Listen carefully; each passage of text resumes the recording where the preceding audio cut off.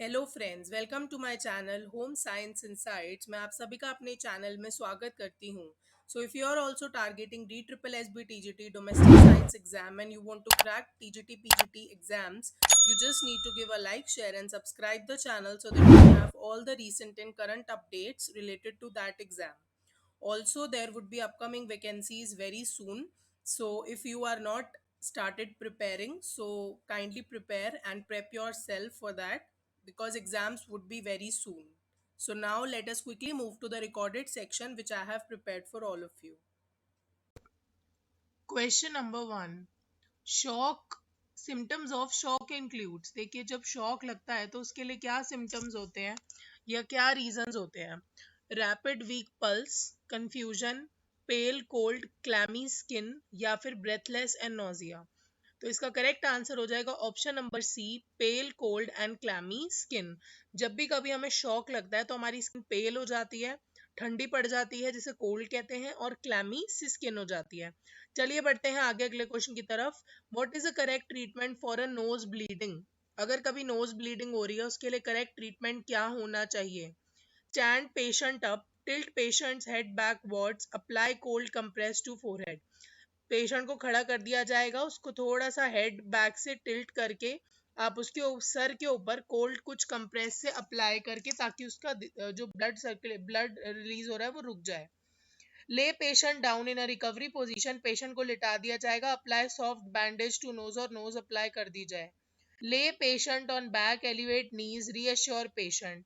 Seat patient down, tilt head forward, squeeze soft parts of nostrils. देखिए, इसका answer हो जाएगा डी। आपने क्या करना है, अपने पेशेंट को बिठाना है, उसका हेड को थोड़ा सा फॉरवर्ड आगे बेंड करना है, ना कि पीछे। जो आपके नॉस्ट्रल्स के सॉफ्ट सॉफ्ट पार्ट होते हैं उनको धीरे धीरे करके प्रेस करना है या फिर स्क्वीज करना है। चलिए बढ़ते हैं आगे अगले क्वेश्चन की तरफ। What is a definition of shock. अगर मैं बात करूं शॉक की तो डेफिनेशन क्या होगी शॉक की, या शॉक को हम किस डेफिनेशन से डिफाइन कर सकते हैं। लॉस ऑफ इफेक्टिव सर्कुलेशन, जिसके अंदर सर्कुलेशन का लॉस हो रहा है।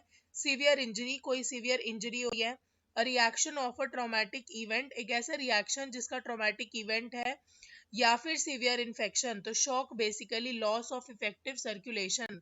शॉक स्टेट ट्रीटमेंट जो होता है वो हमारे सर्कुलेटरी सिस्टम से लिंक करता है, जिसमें आप में बच्चे के अंदर या पेशेंट के अंदर इफेक्टिव सर्कुलेशन की कमी पाई जाती है। आगे बढ़ते हैं अगले क्वेश्चन की तरफ। इन अ सेकेंडरी असेसमेंट, कभी भी जब सेकेंडरी असेसमेंट की जाती है, you need to look, listen and feel. आपको क्या करना होता है, आपको देखना होता है, सुनना होता है और फील करना होता है। What are you feeling for, तो आप उसके लिए क्या फील करते हैं। चलिए चलते हैं ऑप्शंस की तरफ। ऑप्शन नंबर ए कह रहा है any movement of air from patients mouth और नोज, कोई भी हवा या मूवमेंट ऑफ एयर हो रही है पेशेंट के माउथ से नोज की तरफ। डिफॉर्मिटी, टेक्सचर, टेम्परेचर या फिर स्वेलिंग, आपको ऐसा दिख रहा है कि आपकी बॉडी का जो स्ट्रक्चर है वो डिफॉर्मेटिव हो गया है, टेक्सचर ऐसा हो गया आपकी बॉडी का, और टेम्परेचर या फिर आपको स्वेलिंग फील हो रही है। Patient's breath on your cheek, patient की ब्रेथ कैसी है आपके चीक के ऊपर। या फिर पेशेंट रिस्पॉन्सेज एंड साउंड। तो इसका करेक्ट आंसर हो जाएगा ऑप्शन नंबर डी, पेशेंट किस तरीके से रिस्पॉन्ड कर रहा है और कैसे साउंड्स को निकाल रहा है। सिम्टम्स ऑफ फ्रैक्चर आर, अगर आपसे पूछा जाता है कि फ्रैक्चर के क्या सिम्टम्स होते हैं, तो देखिए आके चलते हैं ऑप्शंस की तरफ। पेन एंड टेंडरनेस, हम ये कह सकते हैं कि हमारी बॉडी में पेन हो रहा है और टेंडरनेस आ गई है। Possible bleeding at wound site, जो भी हमारा इन्फेक्टेड एरिया है, वुंड साइट है, वहां पे खून निकल रहा है। Deformity and swelling at wound site, क्या आपकी बॉडी में डिफॉर्मिटी आ गई है और स्वेलिंग हो रही है वुंड साइट पे। या फिर आप बोलेंगे पॉसिबल डिस्कलरेशन, या फिर आपका करेक्ट आंसर हो जाएगा पॉसिबल डिस्कलरेशन। तो इसका जो करेक्ट आंसर आ जाएगा वो आ जाएगा option number C, deformity and swelling at wound site. जी हाँ, तो इसका करेक्ट आंसर क्या हो जाएगा ऑप्शन नंबर सी। चलिए बढ़ते हैं आगे अगले क्वेश्चन की तरफ। How many vertebrae are in the spinal column. आपसे सिंपल सा क्वेश्चन पूछा जा रहा है कि आपके कितने वर्टिब्रेज प्रेजेंट होते हैं स्पाइनल कॉलम में। 13, 33, 26 या फिर 40। जल्दी से इसका करेक्ट आंसर कमेंट सेक्शन में बताइए। तो इसका करेक्ट आंसर हो जाएगा 33। ये साइंस वाले स्टूडेंट्स का तो फेवरेट क्वेश्चन होगा, क्योंकि क्वेश्चन एग्जाम में काफी बार पूछा गया है। आगे बढ़ते हैं अगले क्वेश्चन की तरफ। Most deaths from heart attack occur. आप सब जानते हैं कि आजकल का कंडीशन ऐसा है कि हमें एंजाइटी टेंशन होती है, जिसकी वजह से हमारे बॉडी के अंदर हार्ट अटैक काफी ज्यादा पाए जा रहे हैं और इस वजह से लोगों की बहुत ज्यादा नंबर ऑफ रेट्स जो है डेथ रेट बढ़ चुका है। तो आइए देखते हैं ऑप्शंस की तरफ। इन 1-2 hours after attack, heart attack में डेथ कब होती है?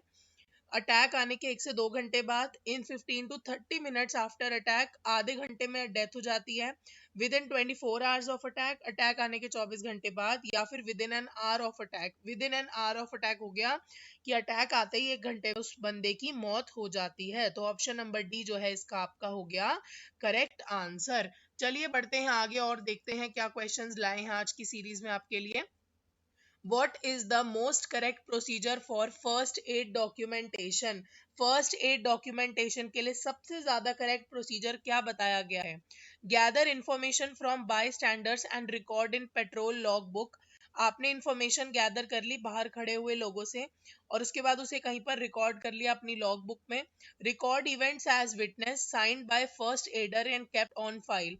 आपने लाइव रिकॉर्डिंग करी है सारे इवेंट्स की, आपने खुद उन्हें विटनेस किया है, देखा है, परखा है, उसके बाद ही आपने साइन कराया है फर्स्ट एडर से जिसके साथ ये सब हुआ था, और उसके बाद आपने उसे फाइल में रखा है। तो क्या ये प्रोसीजर करेक्ट माना जाता है? चलिए बढ़ते हैं आगे और ऑप्शंस की तरफ। Check with patient as to cause of injury. आपने पेशेंट से पूछा कि क्या इंजरी का कॉज था, आपने देखा कि इंश्योर नेक्स्ट ऑफ द किन नोटिफाइड, आपने अगली किन को नोटिफाई किया, प्लस वर्बल इंफॉर्मेशन पास करी एम्बुलेंस और मेडिसिन या फिर पैरामेडिसिन के टाइम पे। Record all events as stated by bystander and ensure patient sign as correct record। आपने देखा नहीं, आप यहाँ पर पैसिव थे, आपने पैसिव रोल प्ले किया, आपने सिर्फ दूर से देख के विटनेस करा और आपने उसके बाद रिकॉर्डर से साइन करा लिया। तो ये सारे ऑप्शन जो हैं ये नेगेटिव हैं, सिर्फ बी ऑप्शन जो है आपका करेक्ट है, जिसमें आपने खुद अपने सामने खड़े होकर हर चीज विटनेस की है और उसी टाइम पे आपने साइन करा के फाइल में डॉक्यूमेंटेशन कर दिया है। तो चलिए बढ़ते हैं आगे अगले क्वेश्चन की तरफ। ट्रीटमेंट फ्रॉम स्टिंग्स इज, अगर मैं बात करती हूँ ट्रीटमेंट की स्टिंग से, तो स्टिंग क्या ट्रीटमेंट किया जाता है? Put patient in warm shower, आप पेशेंट को वार्म शावर में खड़ा कर देंगे। Rub with sand to stop the burn, आप मिट्टी से बर्न को रोकेंगे, रब करेंगे। Wash with fresh water and apply ice, आपने फ्रेश वाटर को वॉश करना है, फ्रेश वाटर से वॉश किया और आइस को अप्लाई कर दिया। Wash with sea water and apply ice, आपने सी वाटर से वॉश करके अप्लाई आइस कर दिया। तो ऑप्शन नंबर डी है इसका करेक्ट आंसर। क्या आंसर इसका करेक्ट होगा? ऑप्शन नंबर डी, आपने सी वाटर इस्तेमाल करना है प्लस आपने आइस का भी पूरा इस्तेमाल करना है। तो चलिए आज की वीडियो में इतना ही, मिलते हैं अगली वीडियो में।